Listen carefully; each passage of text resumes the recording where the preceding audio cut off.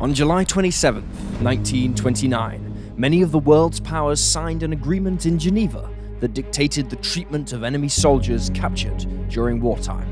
The Geneva Convention was seen as a revolution in international law, putting the world on a more civilized path for the future in the wake of the horror of World War I. However, as Shakespeare put it, the devil can cite scripture for his purpose, and while the promise of humane treatment at the hands of one's captors might encourage a soldier with no hope of escape to surrender rather than die needlessly, the reality is a convention is little more than ink on a piece of paper if someone decides not to abide by it, as was tragically proven time and time again during the fight against the Axis powers.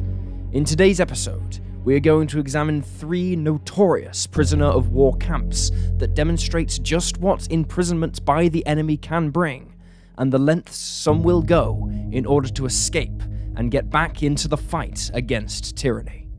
Welcome to Wars of the World.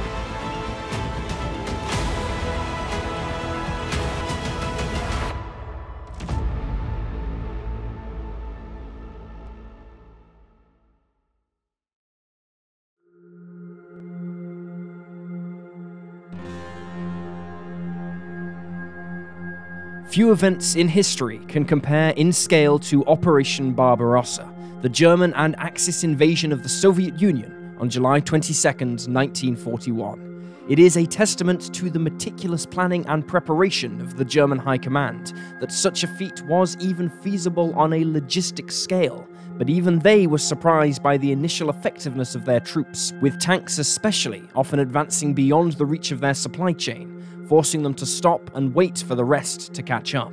With such dramatic successes in the opening months, and with the Soviet army being at times nothing short of inept in countering the invaders, inevitably many were taken prisoner. While being imprisoned by the Germans was bad enough for the Western allies of France, Britain, and the United States, for the Soviets, it was a living hell. The treatment of Soviet prisoners was dictated by Nazi ideology and its quest for racial purity. Seeing the people of the Soviet Union as inferior, therefore meant that in their twisted minds, they were not bound by legal technicalities such as the Geneva Convention in their handling of them, something that was backed up by Hitler's promise prior to the invasion that no German soldier would ever be punished for his conduct on the Eastern Front. Expecting to take prisoners, camps were built to house them, and one of the most notorious was Stalag 326. The first Soviet POWs arrived there on July 10, 1941, and within 3 weeks, the camp was already holding 12,000 men. Conditions for these men was appalling, there being almost no permanent accommodation or shelter, and rations were meager at best, as their German captors instigated a weeding out program, effectively starving the weakest to death, leaving the strongest to survive and work as slave labor for the Nazis, until they too would succumb to exhaustion and malnutrition, after which they would be replaced by fresh prisoners. A calorie intake of around 800 calories was considered comparatively high for the prisoners, who of course often took to fighting amongst themselves for every scrap. The situation was exacerbated by the lack of clean water, the only water source being untreated, dirty water pumped directly from a nearby stream. Deaths at the camp skyrocketed from 21 in July of 1941 to 885 by December, and the onset of winter, even with the construction of basic shelters, claimed many more. Proper accommodation blocks were built by the prisoners the following summer, but these were overcrowded and poorly maintained. The camp was heavily guarded by German soldiers and Soviet collaborators opposed to Stalin's regime, who were also heavily armed and often dished out the harshest of punishments for the most minor of infractions. As the best troops were needed at the front, often the guard details comprised of members of reserve units of an age that averaged in the 40s and 50s. The entire camp was surrounded by a 10-foot-tall, double-rowed barbed wire fence, which was electrified, making it all but impossible for anyone to try and escape. December 1942 was by far the worst month for deaths, with winter helping to claim 1,761 prisoners. As if the brutal conditions and relentless work were not enough, there were also the frequent visits from the Gestapo, who inspected the prisoners looking for the most undesirable among them. Jews and known Communist Party members were always picked out and taken away, their fate either being immediate execution or use in a nightmarish medical experiment to satisfy the twisted curiosity of men such as Josef Mengele. As the war progressed and the Soviet Union turned the tide in the east and began pushing the Nazis back, the overcrowding at Stalag 326 only got worse, as camps further east were abandoned before the Soviet army liberated them. Many of the new arrivals were housed in tents until new facilities could be built to house them, or they were processed and sent to other forced labor camps, or of course extermination camps, like Auschwitz. Finally, as Nazi tyranny was in its death throes, on April 2nd, 1945, the US 2nd Armored Division liberated the camp with around 9,000 prisoners still being held there, many in a poor physical state from abuse and neglect. Exact figures on how many died at Stalag 326 continue to be debated by historians, specifically concerning evidence to justify the numbers often given, and just what constituted a death attributed to the prison, since many died of the work they were forced to undertake in support of German industry, such as being down the mines. A conservative number can be found in the region of around 15,000, while some historians argue it is as high as 70,000. The situation is confused further by the discovery of mass graves near the camp, which also house Nazi victims who died elsewhere in the region, their bodies being brought to Stalag 326's graves as a way of disposing of them. Regardless of the real figure, for those who experienced the camp, Stalag 326 was a waking nightmare. But even more tragically for many of them, repatriation offered no solace. Thousands of Soviet men who had survived their imprisonment found themselves wrongly accused of being collaborators by paranoid Soviet authorities, who believed the Nazis would not leave anyone alive who wouldn't help them.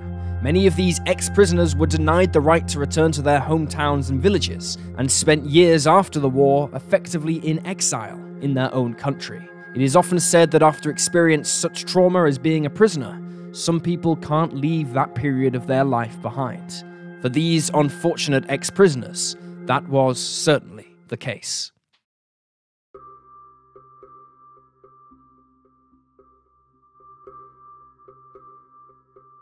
When it comes to tales of horror where it concerns prisoners of war, the only real rival to Nazi Germany's treatment of Soviet soldiers was Japan and its treatment of Allied prisoners. In the militant Japanese society of the 1940s, the thought of surrendering to one's enemy was deplorable. To do so would invite shame upon oneself and the family, it being better to die honorably in the service of the Japanese emperor. Armed with this belief, the Japanese expected their enemies to do the same.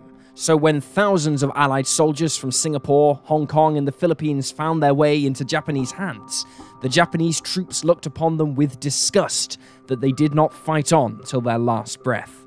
Japan was not a signatory on the Geneva Convention, and so had no legal obligation towards their prisoners. And so, Japan's POW camps were nothing short of hell factories for the poor souls contained behind their fences. Any of these camps could qualify for an entry on this list, but one has been singled out for special mention, particularly amongst British Commonwealth troops and local civilians who found themselves interned there either as a permanent residence or awaiting transport to join slave labour gangs. Known as Changi Prison, the camp was located in eastern Singapore and was actually two facilities. The first was Changi Jail, which had been built by the British to house around 500 inmates, although the Japanese would use it to house some 3,000 civilian prisoners guilty of various crimes against the Empire. The main POW camp was located nearby, at the British Selarang Barracks, and was used to house around 50,000 predominantly Australian and British soldiers captured when Singapore fell. According to accounts of the prisoners, in the initial few months when Japan was largely winning the war in the Pacific, conditions were tolerable, with there being just enough food and medicine to keep them fairly healthy. They had to learn basic Japanese so they could understand instructions given to them by their guards, who imposed strict military discipline upon them, but also allowed them a lot of freedom. Concerts and sporting events were organized to keep the men occupied, while work details focused on the maintenance of the camp. However, by the middle of 1942, the situation began to change dramatically as the Japanese went on the defensive following their defeat at the Battle of Midway. Seeing the prisoners as a source of cheap labor, the Japanese began organizing them into work parties repairing critical infrastructure such as the nearby docks. They were also employed in the dangerous loading of weapons aboard ships bound for the front lines, and in order to encourage cooperation, the Japanese began withholding food and medicine only for those who worked. Meanwhile, women and children were marched over 9 miles to the camp on March 8, 1942, to work jobs such as sewing and cleaning. Disease and malnutrition soon began to run rampant amongst the troops, but worse was to come. When an Allied prisoner escaped, the enraged Japanese demanded that the remaining prisoners sign a document stating they would make no effort to escape. 20,000 prisoners were herded into the square outside the barracks and were kept there without food or water until the Allied officers ordered their men to sign. But when even this didn't work, the impatient Japanese selected groups of prisoners who were then marched off to the nearby beach and shot. In the end, it was the arrival of disease at the camp and the withholding of treatment that finally forced the prisoners to submit to their captors' demands. As the war progressed, the prisoners at Changi fit enough to work began being shipped out across Japan's increasingly stretched empire. Some were quite famously sent to work building railways in Southeast Asia to keep the Japanese logistics chain going, while some even found their way to the Japanese mainland, where they were forced to work down mines when the local Japanese miners went off to join the war. In either case, men were literally worked to death and then replaced with fresh prisoners. If the prisoners didn't appear to be working hard enough, then at the end of the day, groups of them were forced to dig graves, and prisoners were then randomly executed. Compared to some other Japanese camps where the death rate was as high as 27%, Changi's death rate amongst prisoners from disease, malnutrition, and of course executions was lower than most. However, if the distribution of manpower from the camp for the empire's needs is taken into consideration, the figures become significantly higher. When the Japanese emperor announced an end to the war in August of 1945, the Japanese guards simply handed control of the prison over to the prisoners and left. Afterwards, it was used to house German U-boat crews who had made the perilous voyage to Japan from Germany.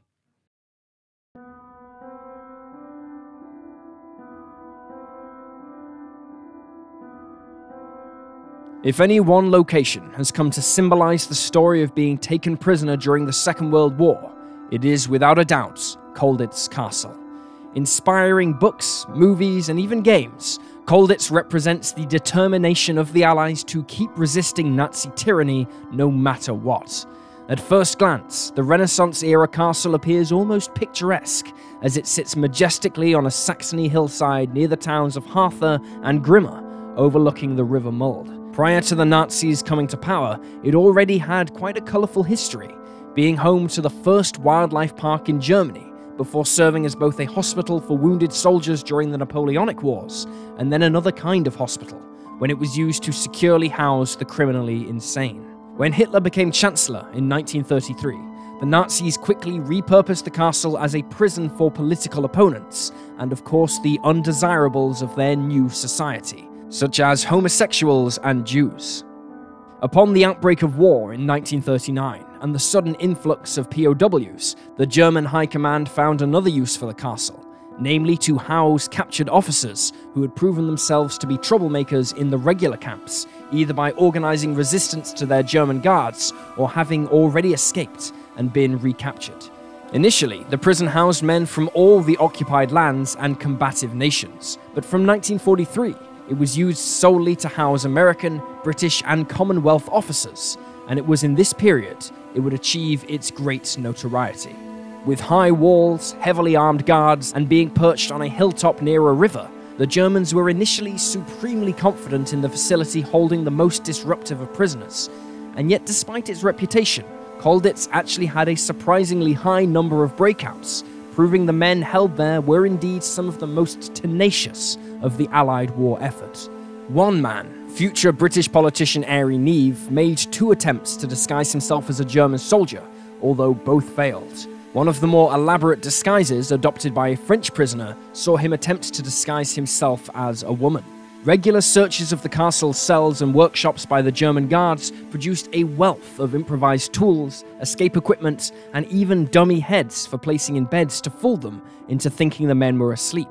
The guards seized so much of this, in fact, that they created a museum to display it all to guests. However, the prisoners always seemed to manage to fashion together more, or at times take an opportunity that unexpectedly presented itself. Royal Air Force Flight Lieutenant Dominic Bruce, for example, found that his short stature, often the butt of many a joke amongst his fellow prisoners, proved advantageous when he managed to squeeze inside a Red Cross tea chest, which was then carried up to a third-floor storeroom. In a truly classic move, he improvised a rope by tying bedsheets together before climbing out of the storeroom window and down the side of the castle walls, going on the run for a week before being recaptured attempting to board a Swedish cargo ship. Perhaps the most well-known escape plan involved the building of a crude glider by British POWs Bill Goldfinch and Jack Best in the castle's lower attic above the chapel, and was to be launched from the roof in order to fly them across the river. On the day of the planned escape, a crude runway was to be constructed from tables, and the glider was to be launched using a pulley system based on a falling metal bathtub full of concrete, which theoretically would accelerate the glider to 30 miles per hour. Ultimately, the war ended before the glider could be used, but in a British TV documentary produced in 2000 by Channel 4, a replica of the glider was successfully flown, proving it was airworthy. 16 men would escape from Colditz and successfully make it back to Allied lines, while a number of others made successful escapes, having been taken out of the castle by Germans, often for medical attention. However, as the war entered its final months, they found their attempts were now being actively discouraged by Allied commanders, following the massacre of 50 POWs who escaped Stalag Luft 3 and were then recaptured in an event universally remembered as the Great Escape. The Allied commanders instead thought it better that the castle should be liberated as Germany was defeated. Only one man is reported to have been killed during an escape attempt from Colditz, namely British Lieutenant Michael Sinclair, who was shot by a guard. Allied troops overran the castle on April 16, 1945, and after Germany's surrender, it came under Soviet control and was again used as a prison for those causing trouble for the Soviet occupation forces.